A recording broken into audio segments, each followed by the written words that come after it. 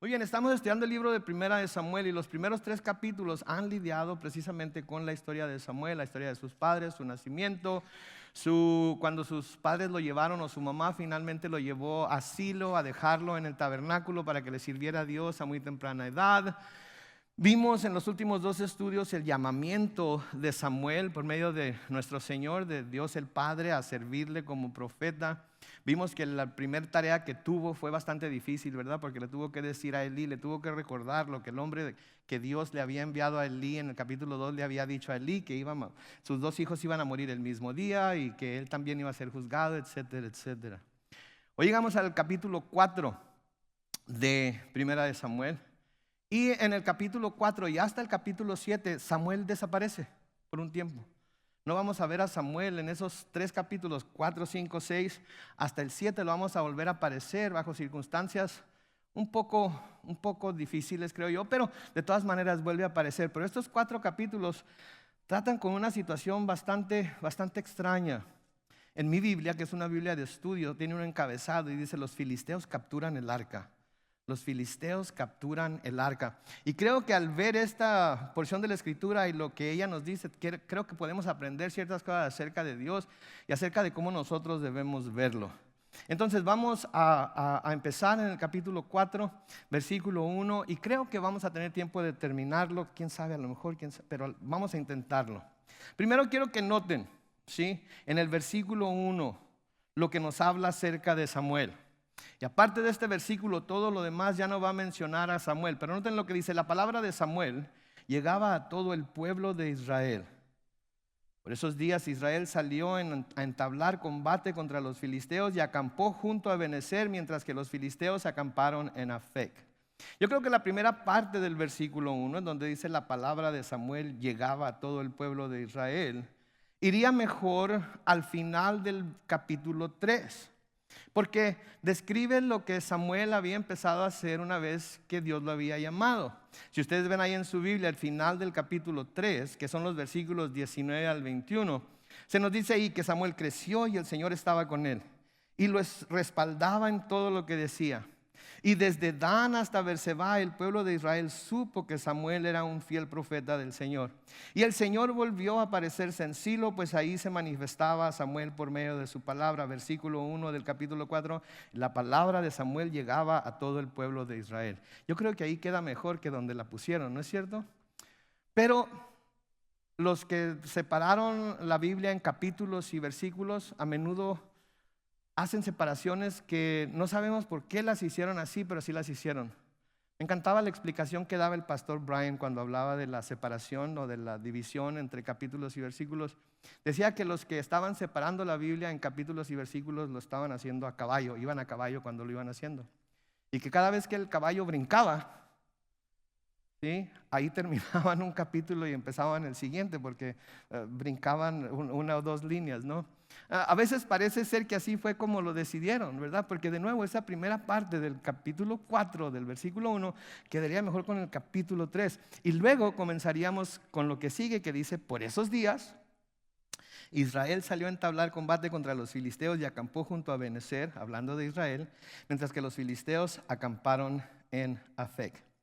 Ahora, creo yo que la razón por la que se está poniendo esta primera oración del capítulo 4, versículo 1, donde se pone, es porque aquí se nos está tratando de decir que la palabra de Samuel estaba siendo recibida por el pueblo como palabra de Dios.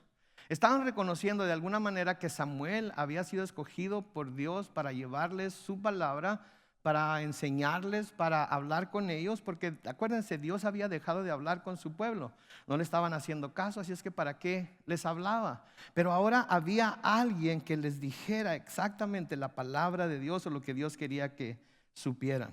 Entonces, a diferencia de lo que estaba pasando antes del llamado de Samuel, ahora había alguien que podía ir a Dios a pedir consejo y dirección. Ahora aquí vemos el comienzo de un conflicto entre los filisteos y los hebreos. Es un conflicto que ya tenía años.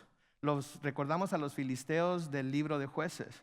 Y de hecho, cuando estudiamos la historia de Sansón, los filisteos era contra quienes el pueblo de Israel estaba luchando. Entonces no era un conflicto nuevo, era un conflicto que ya tenía años. No se nos dice quién comenzó este conflicto, aunque la versión Septuaginta, ¿han oído el término Septuaginta? ¿No? Ok, hay una versión de la Biblia del Antiguo Testamento que se le llama la Septuaginta.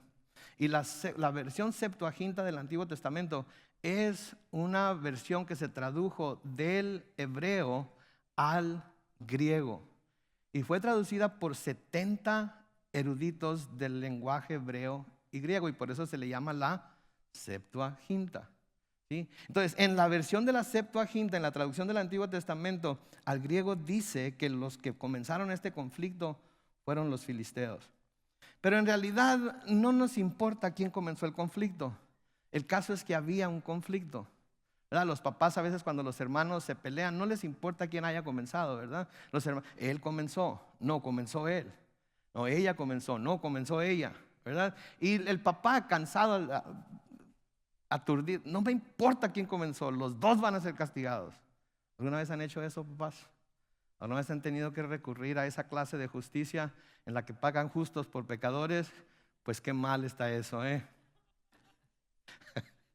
Pero eso es básicamente lo que está pasando aquí. No se nos dice quién comenzó el conflicto, pero de cualquier manera, una cosa que no vemos aquí al principio de este capítulo es que los israelitas o los hebreos vayan con el hombre de Dios, que ahora ya ha sido establecido por él para darle su palabra, a pedir consejo o dirección a Dios. ¿Se dan cuenta de eso? Que simplemente llegaron los filisteos, y es que los filisteos llegaron, empezaron a tirarles pleito, y ellos, ¿qué hicieron? Respondieron a ese pleito. Y si los hebreos fueron los que buscaron el pleito, lo buscaron sin antes consultar a Dios si debían hacerlo o no. A pesar de que ya había un profeta en Israel, en Silo, que podía pedir dirección a Dios para que pudieran saber exactamente lo que tenían que hacer. Ahora, a través de toda la historia de Israel hemos visto que cuando el pueblo de Israel consultaba a Dios y seguían su dirección, ¿sí? Seguían su guianza, como se dice, las cosas les iban bien, ¿no es cierto? Cuando seguían la voluntad de Dios, cuando buscaban el rostro de Dios y hacían lo que Dios les decía, las cosas les salían bien. Lo hemos visto en los libros que hemos estudiado hasta ahorita, como en el libro de Éxodo, los resúmenes que vimos de los próximos libros como Números, Levítico, etcétera, ¿verdad? Lo vimos definitivamente en el libro de Josué, y lo vimos también en el libro de Jueces, que cuando el pueblo se acercaba a Dios y buscaba dirección de Dios, las cosas les iban bien. Pero cuando no buscaban el rostro de Dios y hacían lo que les parecía bien a ellos, las cosas normalmente no les iba tan bien. Y saben que esto es algo que me llama mucho la atención a mí, porque los hebreos fueron el pueblo escogido de Dios. Él escogió a los hebreos para revelárseles Él a sí mismo, tal y como era. Escogió este pueblo para que a través de ellos todo el mundo conociera a Dios. Por eso los escogió, o para eso los escogió. Los escogió porque Él decidió escogerlos. No había nada especial de ellos, simplemente que Él los escogió.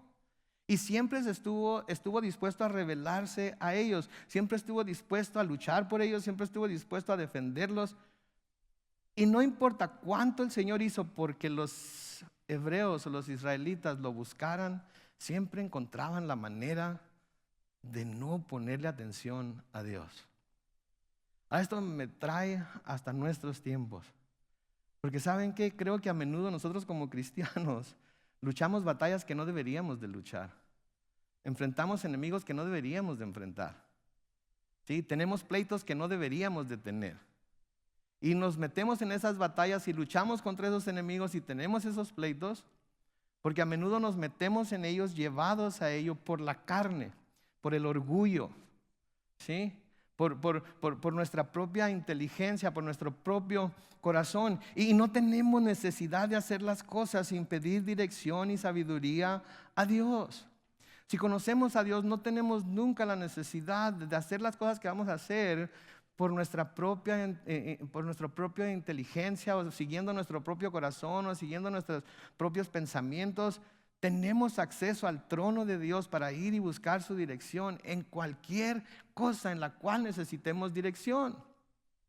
pero a menudo no lo hacemos. Y creo que desperdiciamos una gran oportunidad de hacer las cosas usando la sabiduría de lo alto y usamos la sabiduría de lo terrenal. Me encanta el coro que cantaron ahorita. Fija tus ojos en Cristo, ¿sí? Y lo terrenal sin valor será. Sí, me encanta eso. Pero porque eso es lo que cambia nuestra perspectiva, el fijar nuestros ojos en Cristo. Estamos viendo ahorita el capítulo 12 de Hebreos y eso es precisamente parte de lo que vamos a ver el domingo. Debemos entonces fijar nuestros ojos en Cristo. Él está arriba en el cielo, sentado a la diestra de Dios. Y yo creo que si queremos dirección divina, tenemos acceso a ir a Él y Él nos da esa dirección si nosotros vamos y la buscamos. Y está más que dispuesto a darnos esa dirección y a darnos toda la sabiduría que necesitemos para afrontar cualquier problema. De hecho, noten lo que escribe Santiago en su carta. En Santiago capítulo 1, los versículos 5 y 6 dice lo siguiente. Santiago 1, versículos 5 y 6 dice: si alguno de ustedes requiere sabiduría, pídasela ¿a quién? A Dios. ¿Y qué va a hacer Dios? Dará. Pues Dios no se la da a todos en abundancia. Pues Dios se la da a todos en abundancia y sin hacer ¿qué? Vamos a detenernos ahí. Si alguno de ustedes requiere sabiduría, pídasela a Dios y Él se la dará. Pues Dios se la da a todos, obviamente los que pidan. ¿Y cómo se las da? En abundancia y sin ningún reproche. Quiere decir que si vamos y le decimos al Señor: Señor, necesito sabiduría para tal o cual situación por la que estoy pasando, Dios no va a decir: ahí vienes otra vez a pedir sabiduría. ¿Cuántas veces has venido a pedir sabiduría ya? ¿No te alcanza con toda la que te di? Te la he dado con toda libertad. ¿No te alcanza todavía? No, podemos ir cuantas veces necesitemos sabiduría y Él la va a dar en abundancia y sin hacer ningún reproche. Versículo 6, noten lo que dice el versículo 6. Pero tiene que pedir ¿con qué? Con fe y sin dudar ¿cuánto? Nada, porque el que duda es como las olas del mar, que el viento agita y lleva de un lado para otro. Entonces, si vamos a Dios y decimos: Señor, dame sabiduría, pero luego dudamos que nos va a dar la sabiduría, o lo que nosotros pensamos o sentimos que es la sabiduría que Dios nos ha dado no es lo que nosotros esperábamos, o peor, lo que nosotros queríamos, y la hacemos a un lado, entonces estamos dejando atrás lo que Dios nos está dando. No estamos aplicando la fe a lo que Él nos está diciendo. Y cuando pedimos esa sabiduría y se nos da, aunque Él nos dé la sabiduría, por la duda que tenemos en que Él nos ha dado esa sabiduría, vamos a ser llevados de un lado para otro. ¿Alguna vez han sentido que son llevados por las olas de un lado para otro? No encuentran no encuentran paz, no encuentran el lugar en donde estar anclados. Sienten que desde el mar los está bofeteando por todos lados y andan todos mareados y sienten ganas de vomitar de tanto tan agitados que están, aun cuando le han pedido sabiduría a Dios. ¿Será que no estamos prestando suficiente atención?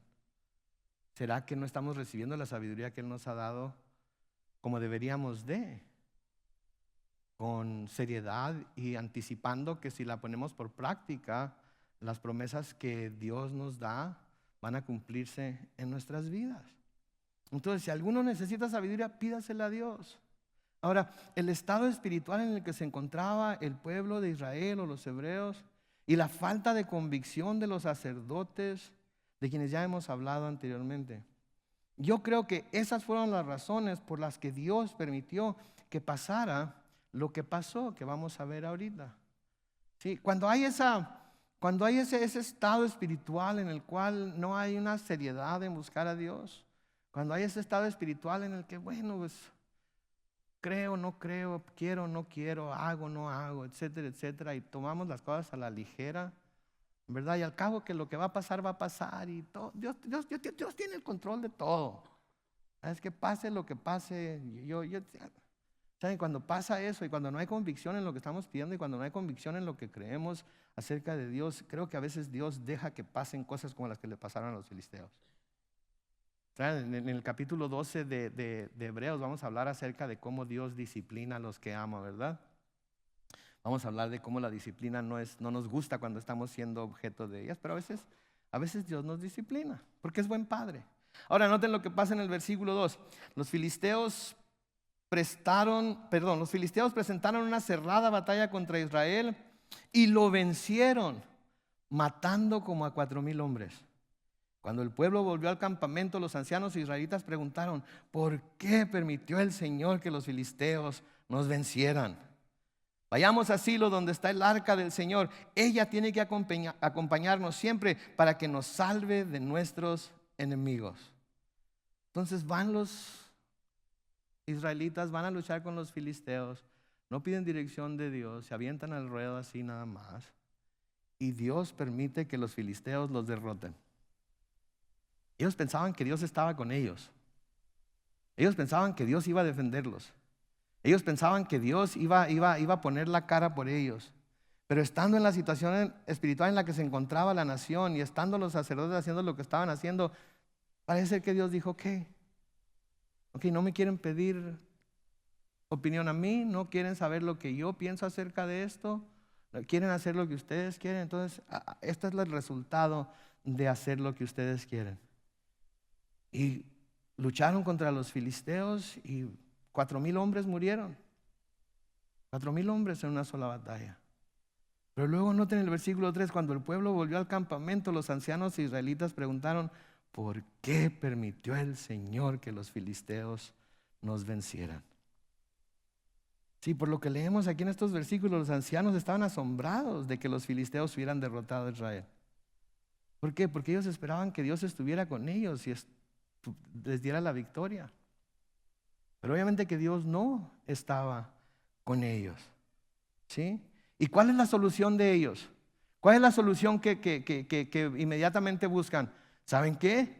Pues vamos a arrepentirnos delante de Dios, vamos a ir a pedirle perdón por haber ido a la batalla sin consultarlo, vamos a pedirle que por favor perdone el pecado cualquier pecado que hayamos cometido contra Él, y que la próxima vez cuando vayamos a la batalla vamos a primero a consultar con Él y luego vamos a esperar que Él nos diga que eso es lo que Él quiere que hagamos y luego nos vamos a aventar. ¿Qué les parece, israelitas? ¿Es eso lo que deberíamos hacer? ¿Ustedes qué piensan? ¿Es eso lo que deberían haber hecho? ¿Qué creen que hubiera hecho Dios si hacen eso? Yo creo que les responde, ¿verdad? Yo creo que los perdona. Dios es un Dios perdonador, Dios es un Dios de gracia, precisamente con su pueblo.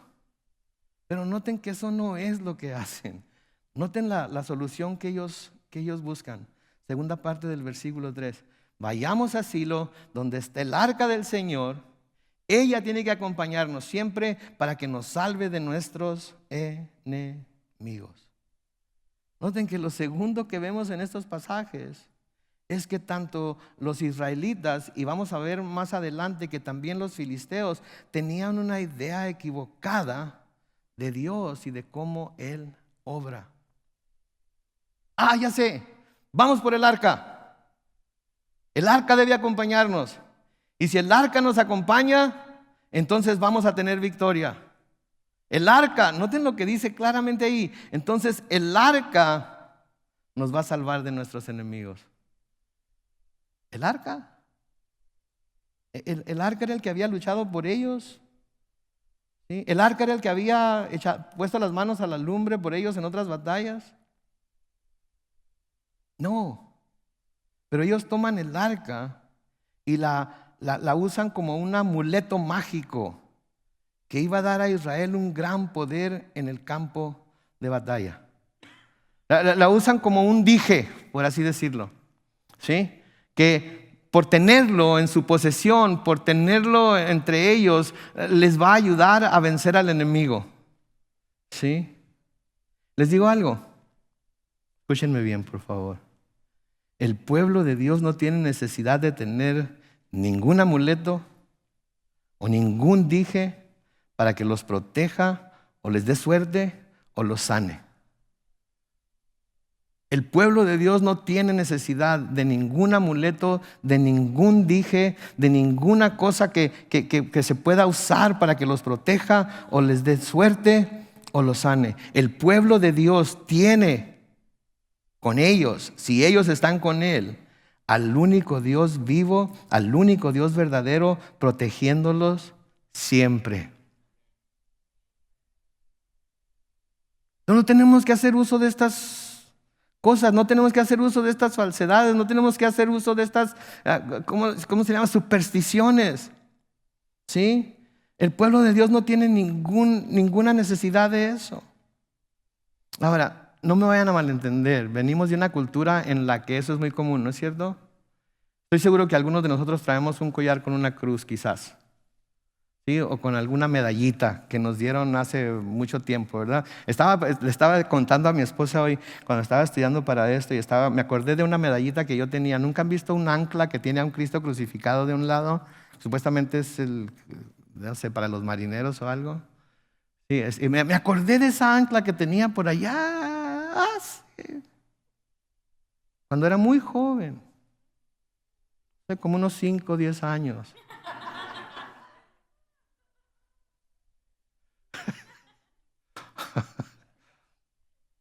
Y me acordé también de una canción.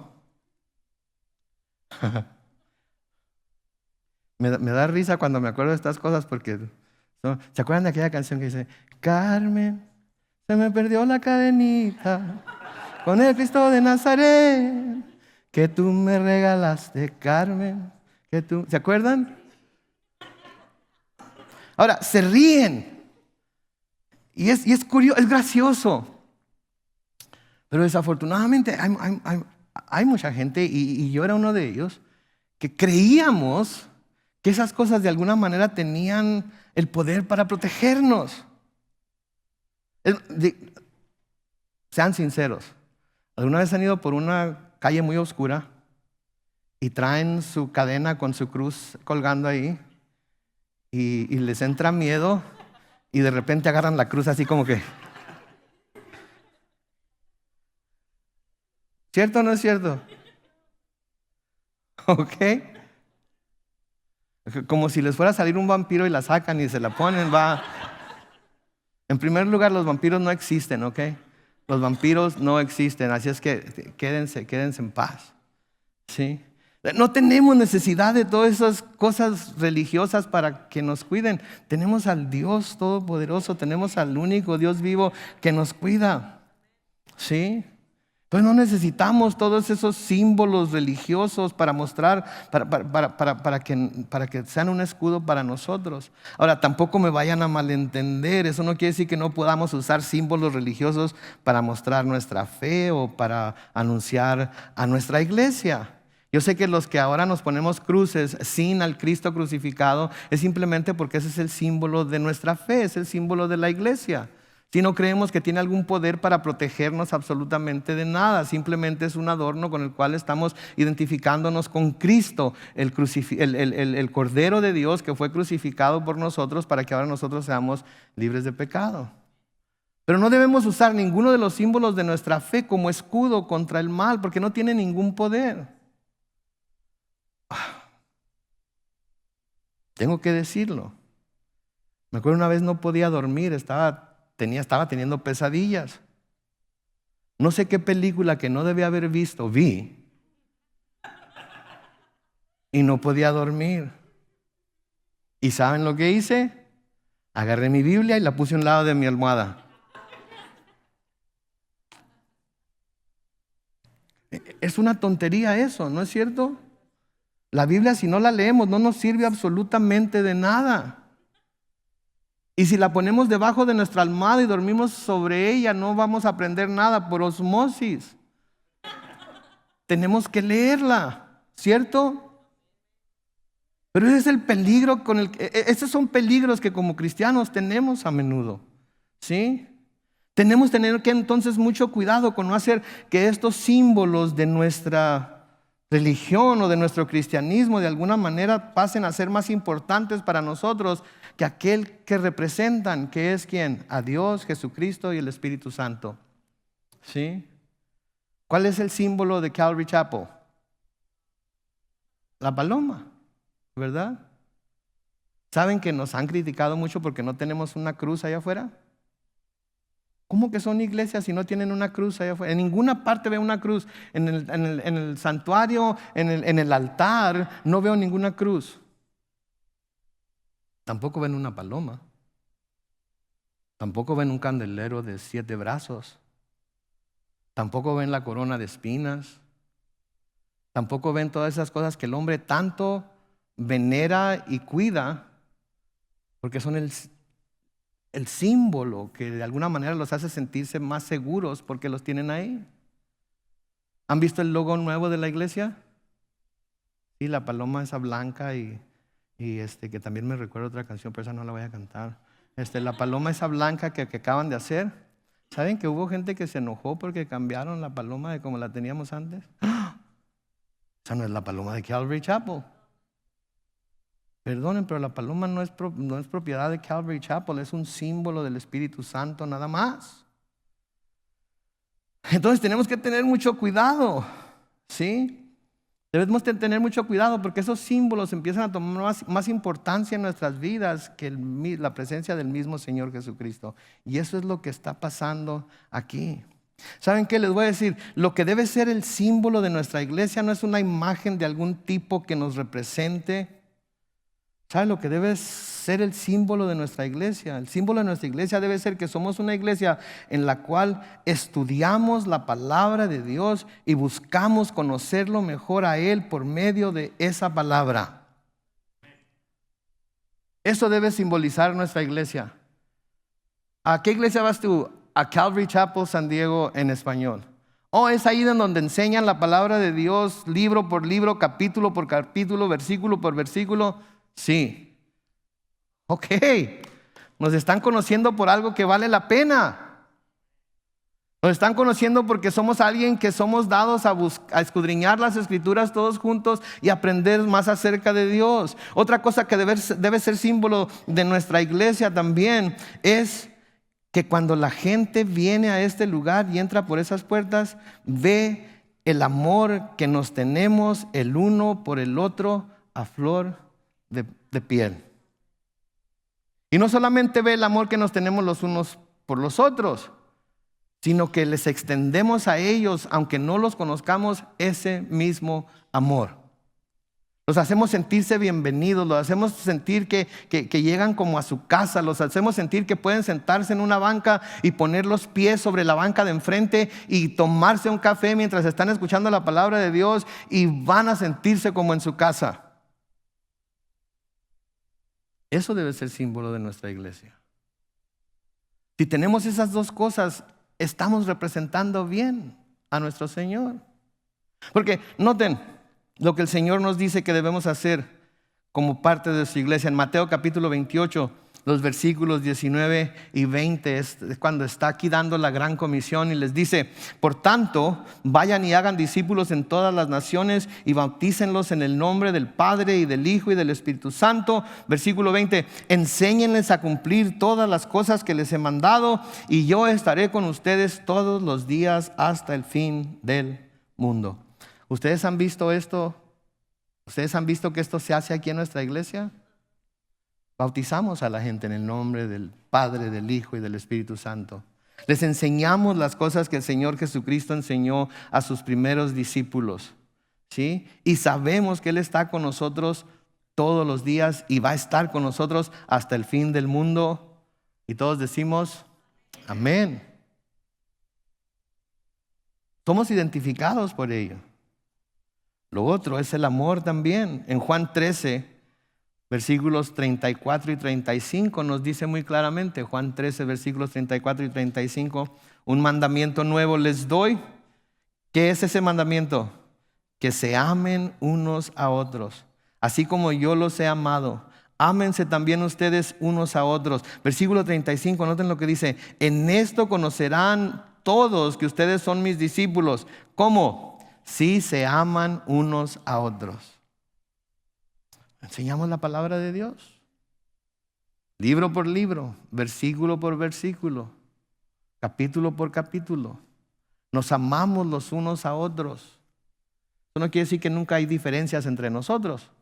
Eso no quiere decir que nunca tenemos problemas unos con otros de vez en cuando. La palabra de Dios nos dice que acero aguza acero, ¿verdad? Y cuando un trozo de acero aguza a otro acero, ¿qué pasa? Vuelan chispas, ¿verdad? Pero eso es lo que nos debe caracterizar, eso es lo que debe ser el símbolo de nuestra iglesia, no lo que ponemos allá afuera. No lo que está allá afuera como anunciando lo que somos. Ahora de nuevo, noten lo que dicen en la segunda parte del versículo 3. Noten, dice, vayamos a Silo donde está el arca del Señor. Ella, noten, ella, cuando dice ella, ¿a quién se están refiriendo? Al arca. Ella tiene que acompañarnos siempre para que nos salve de nuestros enemigos. ¿En dónde parece entonces estar la confianza de los hebreos? En el arca. Y no en el Dios que les mandó construir el arca. No en el Dios que su presencia estaba sobre el arca. Ponen su confianza en el arca misma. Y en vez de intentar acercarse a Dios, estos israelitas se pusieron a practicar ideas medio supersticiosas para asegurar que la victoria sobre sus enemigos les iba a ser dada. ¿Sí? Y saben, les digo algo, en este aspecto, muchos de nosotros como cristianos los hemos imitado. Los hemos imitado. Porque hemos puesto nuestra esperanza en otras cosas. Hemos puesto nuestra esperanza en filosofías humanas. Hemos puesto nuestra esperanza en métodos humanos para lograr vencer al enemigo que nos está atacando ahorita, para lograr tener victorias sobre el problema que estamos teniendo, y no nos acordamos que Dios es por nosotros. Y si Dios es por nosotros, ¿quién contra nosotros? Debemos de buscar el consejo bíblico, debemos buscar la dirección del Espíritu Santo, debemos buscar que Él sea quien nos dirija y nos ayude a encontrar la verdad, porque sabremos la verdad y la verdad que nos hará libres. Y eso es lo que queremos, ser libres de cualquier influencia mundana, ser libres de cualquier filosofía terrenal, ser libres para adorar a Dios con todo nuestro corazón, con toda nuestra alma, con todas nuestras fuerzas, con toda nuestra mente, y confiar única y exclusivamente en Él y nada que sea de este mundo. Eso es lo que debemos buscar. Spurgeon, el príncipe de los predicadores, dijo esto: pensamos en 1000 invenciones, pero descuidamos la única cosa necesaria. Ellos, hablando de los hebreos como nosotros, nos olvidamos de lo más importante, que es darle a Dios el trono de nuestras vidas y buscar hacer su voluntad por fe en Cristo Jesús. Eso es lo que debemos buscar. Eso es lo que debe reinar nuestras vidas. El Señor sentado en el trono de nuestras vidas y nosotros buscando por la fe en Cristo Jesús el cumplir su voluntad. Los ancianos de Israel estaban en lo correcto cuando llegaron a la conclusión de que necesitaban la ayuda de Dios para ganar la batalla, pero estaban completamente equivocados en la manera en la que fueron a obtener ayuda. El arca no tenía nada de malo en sí misma, ¿no es cierto? Dios les había ordenado que la hicieran, les dijo exactamente cómo la hicieran, les dijo exactamente dónde vendrían ponerla, les dijo exactamente cómo moverla, cuando tuvieran que moverla, les dijo todo lo que tenía que ver con el arca. Pero la forma en la que ellos lo usaron estuvo mal. Estuvo mal. Y nosotros debemos de tener mucho cuidado de no usar las cosas que Dios nos ha dado como símbolo de nuestra fe, como símbolo de su presencia en nuestras vidas, y poner nuestra esperanza, nuestra confianza en ellos. Estaban completamente equivocados en la manera en la que fueron a obtener la ayuda de Dios. En vez de arrepentirse humildemente por haber ido a pelear contra los filisteos sin buscar a Dios primero, buscaron métodos que Dios, escuchen esto, nunca aprobó, pensando que iba a funcionar. Una buena regla para nosotros como cristianos, cuando estamos pensando poner algo en práctica en nuestras vidas, pensemos, ¿esto nos dice Dios en alguna parte de su palabra que es correcto ponerlo en práctica? Esto que estoy pensando hacer, Dios me dice en alguna parte de su palabra que Él lo va a bendecir. Esto que estoy pensando llevar a cabo, en alguna parte de la palabra de Dios dice que Él va a estar bien con ello. Y eso es lo que debe de dirigirnos a hacer lo que vamos a hacer, y no los resultados que nosotros creemos que vamos a tener, porque los resultados que nosotros creemos que vamos a tener pueden ser los mismos resultados que obtuvieron los hebreos aquí por hacer lo que hicieron, que fue una rotunda derrota. Noten lo que dice el versículo 4. Entonces el pueblo mandó traer de Silo el arca del pacto del Señor de los ejércitos, que habita entre los querubines. Jofni y Finees, ¿se acuerdan quiénes son ellos, verdad? Los hijos de Elí resguardaban en Silo el arca del pacto de Dios. ¿Se acuerdan lo que estos dos hombres estaban haciendo en el santuario en Silo? Y sin embargo ellos eran los que estaban encargados de guardar o resguardar el arca en Silo. ¿Sí? Ahora, el arca del pacto era la representación, escuchen esa palabra, era la representación del trono de Dios en el pueblo de Israel. Se mantenía en el lugar santísimo del tabernáculo. Y escuchen esto, nunca era vista por el pueblo. Nunca era vista por el pueblo. En el Éxodo 25, los versículos 17 al 22, nos dice cuando Dios le dijo a Moisés cómo tenía que construir el arca. Éxodo 25, versículo 17, dice: harás un propiciatorio de oro fino, y el propiciatorio es la tapadera que se ponía sobre el arca, de 1 metro y 10 centímetros de largo por 65 centímetros de ancho. Harás también 2 querubines de oro labrados a martillo que irán a los 2 extremos del propiciatorio. Un querubín irá en un extremo y un querubín irá en el otro extremo, y formarán una pieza con el propiciatorio. Los querubines extenderán sus alas y cubrirán con ellas el propiciatorio. Sus rostros estarán el uno frente al otro, mirando hacia el propiciatorio. Propiciatorio lo pondrás encima del arca, y dentro del arca pondrás el testimonio que yo te daré. Versículo 22, noten lo que dice: desde ahí te haré saber todo lo que yo te ordene decir a los hijos de Israel. Hablaré contigo desde la parte superior del propiciatorio, de entre los 2 querubines que están sobre el arca del testimonio. Entonces, el arca del testimonio o el propiciatorio con el que la cubrían era precisamente de donde Dios le había dicho a Moisés que él iba a comunicarse con él, para que luego él les dijera a los hijos de Israel lo que tenían que hacer. Pero en lugar de decir vamos a consultar, vamos a pedirle a Dios, o vamos a pedirle al hombre de Dios que vaya, entre en el lugar santísimo, pregunte a Dios y que Dios le conteste desde el propiciatorio, dijeron: ¿saben qué? No tenemos tiempo, vamos a traernos el arca. Vamos a llevarnos el arca. ¿Sí? El arca se podía mover únicamente cuando Dios, al levantar esa pilar de nube que lo seguía de día, o el pilar de fuego que lo seguía de noche, se movía. Cuando ese pilar se movía, era una señal para los hebreos de que tenían que empezar a desarmar el tabernáculo, cubrir el arca para moverse al siguiente lugar. Pero eso fue solamente mientras estaban en el desierto. Una vez que entraban a la tierra prometida, el arca debía estar en el lugar que Dios les dijera que la iban a poner, y ahí tenían que ir ellos para consultar a Dios. Pero ahora ellos querían cubrirla y llevarla al campo de batalla con ellos, pensando que esto les iba a dar la victoria, pensando que esto iba a ayudar a vencer a sus enemigos, porque el arca estaba con ellos. Así como hablábamos de la cruz que está con nosotros, o la Biblia que ponemos a un lado de nosotros para que nos proteja o lo que sea. ¿Sí? No debe ser así. ¿Sí? Ahora, hubo un par de veces que yo encontré en el Antiguo Testamento, y vamos a ver otro par de veces más adelante en nuestro estudio de 1 y 2 de Samuel.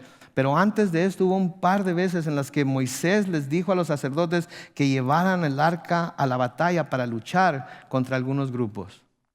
Uno de ellos fue con su lucha contra los madianitas. ¿Sí? En Números capítulo 31 y el versículo 1. Números 31, versículo 1. Noten lo que dice ahí. El Señor habló con Moisés, ¿y qué? Y le dijo. El Señor habló con Moisés y le dijo.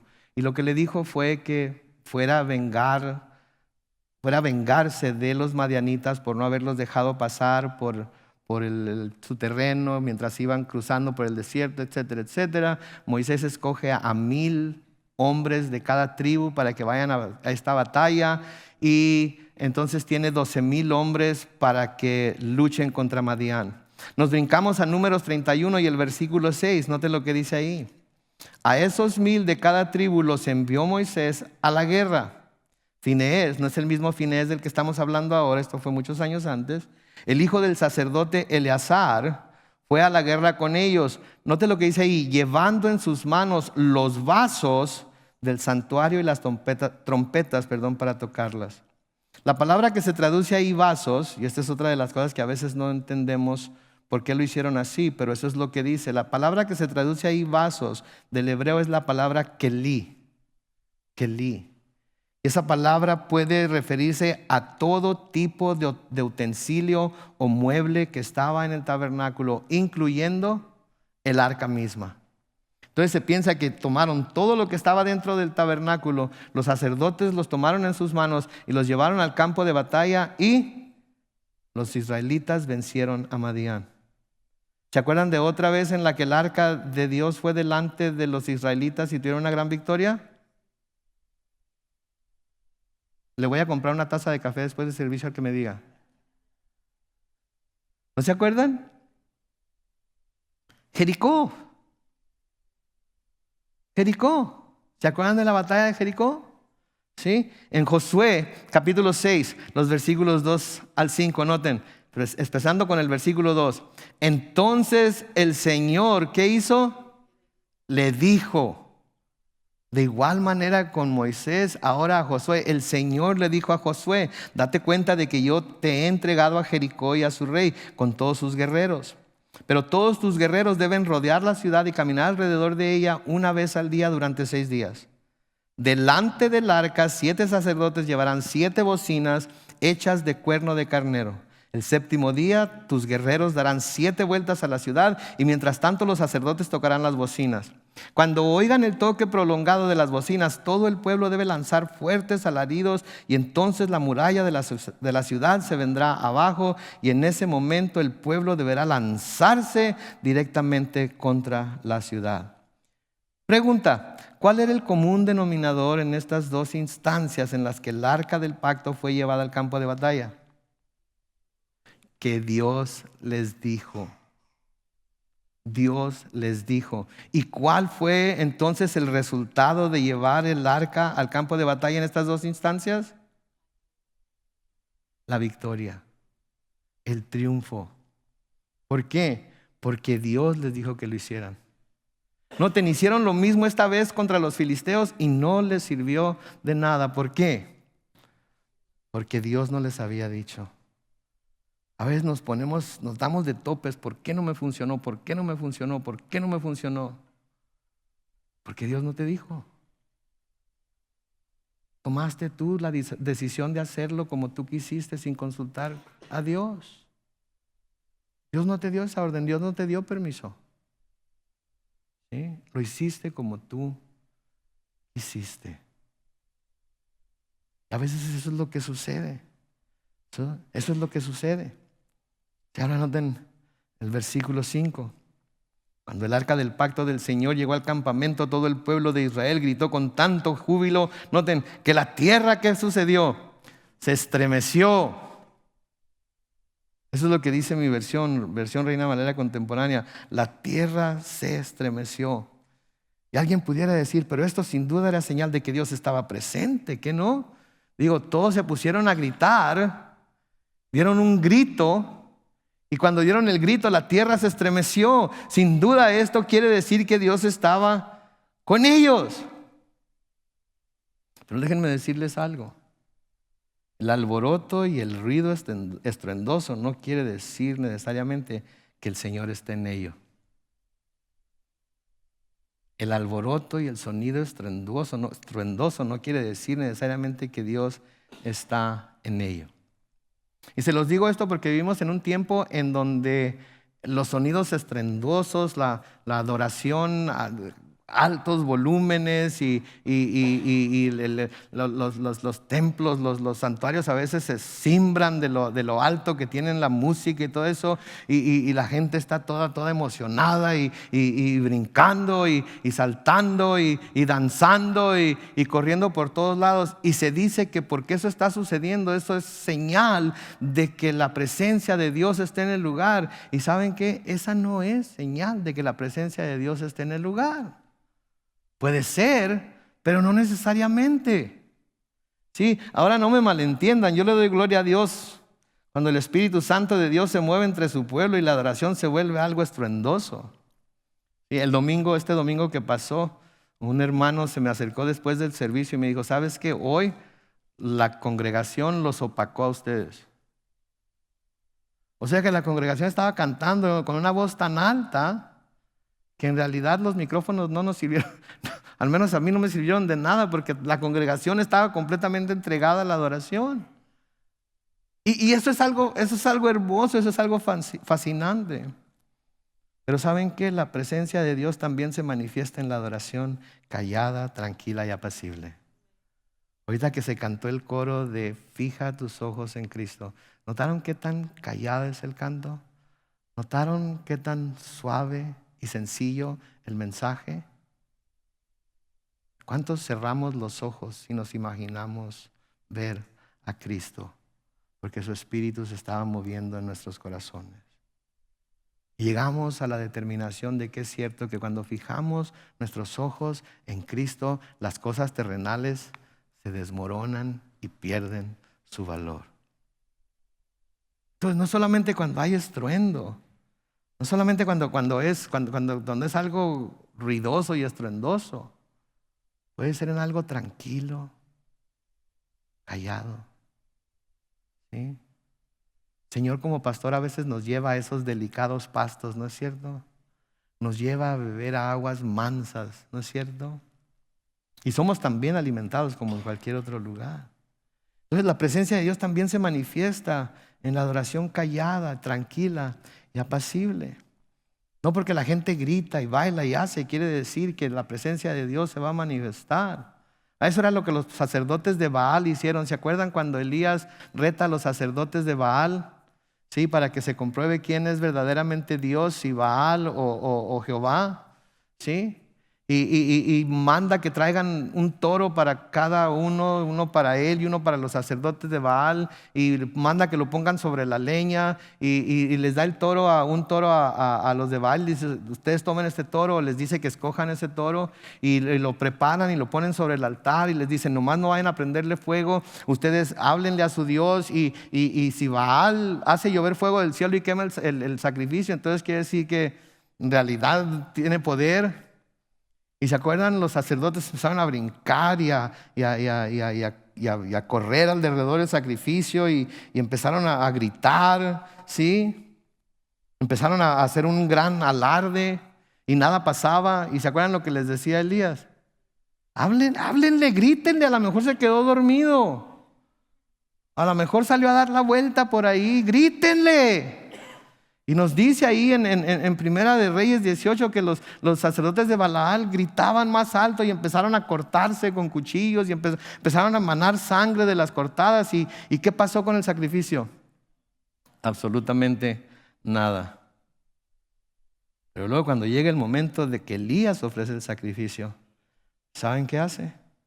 Él simplemente hace una oración. Y simplemente pone el sacrificio sobre el altar, manda que le echen quién sabe cuántas tinas de agua, ¿sí? Y luego nada más se para enfrente del altar y dice: Señor, Dios de Abraham, de Isaac y de Israel, demuestra hoy que tú eres el Dios de Israel y que yo soy tu siervo y que solamente hago lo que tú me has ordenado hacer. Respóndeme, Señor, respóndeme. Que tu pueblo reconozca que tú, Señor, eres Dios y que tú harás que su corazón se vuelva a ti. Versículo 38 de Primera de Reyes 18, no lo van a poner en la pantalla, pero escuchen lo que dice. En ese momento cayó fuego de parte del Señor y consumió el toro que ahí se ofrecía y la leña, las piedras y hasta el polvo, y aún secó el agua que inundaba la zanja. Y cuando todos vieron esto, se arrodillaron y clamaron: el Señor es Dios, el Señor es Dios. Dios no necesita, se los voy a poner en términos mexicalenses, Dios no necesita mucho argüende para mostrarse poderoso. Dios necesita que lo busquemos de todo corazón, con todas nuestras fuerzas. ¿Y saben qué? Cuando hacemos eso, Él se encarga de darse a conocer. Él se encarga de que sintamos que está presente. Puede que nada más yo lo sienta, pero es porque esa presencia quiere que yo la experimente uno a uno con Él. Pero cuando todos lo sentimos juntos, ay Dios, calle boca, pare lengua. Porque la presencia de Dios es imposible no sentirla. Entonces no es el gran argüende, es en qué estado viene nuestro corazón. Puede venir completamente caído, triste y abatido. Pero si nos entregamos a pesar de ello a la adoración a Dios, Él nos levanta, Él nos fortalece, Él nos da razones para cantar, Él abre nuestro entendimiento y nos deja saber que Él está presente. Versículo 6 sigue diciendo: al oír los gritos, los filisteos se preguntaron por qué hay tantas voces de júbilo en el campamento de los hebreos. Y al saber que el arca del pacto del Señor había llegado ahí, con mucho miedo, noten, con mucho miedo dijeron: Dios ha venido al campamento. ¿Qué va a hacer de nosotros? Nunca antes nos había pasado esto. ¿Saben algo que se me hace bien curioso a mí? Es ver cómo los enemigos del pueblo de Dios a veces tienen más temor de Él que la confianza que su mismo pueblo tiene en Él. ¿Escucharon eso? A veces los enemigos de Dios tienen más temor de Él que la confianza que su mismo pueblo tiene en Él. Los filisteos escucharon y lo primero que dijeron cuando supieron que el arca está: Dios nos va a dar en la torre, Dios nos va a matar, Dios va a acabar con nosotros. Ellos habían oído acerca de la fama de Dios y habían oído acerca de lo que Dios había hecho por los hebreos cuando salieron de Egipto. Noten el versículo 8: ay de nosotros, ¿quién nos librará del poder de este Dios tan poderoso? Fue Él quien castigó a los egipcios con plagas en el desierto. Ahora no los castigó con plagas en el desierto, los castigó con plagas en Egipto. Es desierto, así es que técnicamente podríamos decir que es cierto, pero sabemos que en el desierto Dios no castigó a los egipcios con plagas, pero en el desierto sí se mostró poderoso a favor de los hebreos. Amén. Versículo 9: hermanos filisteos, tenemos que luchar con valor para no convertirnos en esclavos de los hebreos como ellos lo han sido de nosotros. Portémonos varonilmente y peleemos. Y los filisteos pelearon y vencieron a los israelitas y los hicieron huir a sus tiendas. Fue tan grande la mortandad que ese día cayeron 30,000 israelitas de infantería. Además, los filisteos se llevaron el arca de Dios y mataron a Jofní y Finés, los dos hijos de Elí. ¿Qué creen que pensaron los filisteos una vez que derrotaron por segunda vez a Israel, mataron 35,000 soldados y les quitaron el arca? ¿Qué creen que pensaron? Este Dios de los israelitas no es lo que se dice que es. Este Dios de los israelitas no es lo que pensábamos. Porque en aquel tiempo el pueblo que ganaba pensaba que sus dioses habían ganado por ellos. ¿Creen ustedes que se les subieron los humos a los filisteos? ¿Qué hicieron entonces los israelitas con no seguir la dirección de Dios, con no buscar complacer a Dios? Hicieron que los filisteos pisotearan lo que ellos consideraban tan sagrado. ¿Sí? Hicieron que los filisteos pensaran: nosotros podemos vencer al Dios de Israel. Versículo 10: los filisteos pelearon y vencieron a los israelitas y los hicieron huir a sus tiendas. Y fue tan grande la mortandad que en ese día cayeron 30,000 israelitas de infantería. Además, los filisteos se llevaron el arca de Dios y mataron a Jofní y a los dos hijos de Elí. Pero ese mismo día uno de los descendientes de Benjamín salió corriendo a la batalla y llegó a Silo. Y llevaba rasgada la ropa y su cabeza estaba cubierta de tierra.